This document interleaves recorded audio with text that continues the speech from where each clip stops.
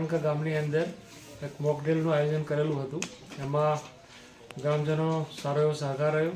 એમાં ખાસ કદાચ કોઈ આવી ઘટના બને તો એ સંદર્ભે આપણે કઈ બાબતોનું ધ્યાન રાખવું, ગામની અંદર કેવા એવા આશ્રય સ્થાન છે કે જ્યાં આપણે ત્યાં સેફ રહીએ। સાથે સાથે આરોગ્યની ટીમ, પોલીસની ટીમ, જિલ્લા વહીવટીતંત્રમાંથી તલાટીશ્રી, શિક્ષણ વિભાગ આ બધા સાથે રહી અને ગામની અંદર કોઈ આવી આફત પડે તો એ સંદર્ભ સમયે જરા પણ ગભરાયા વગર સારી એવી જગ્યાએ આપણે સ્થળાંતર થાય।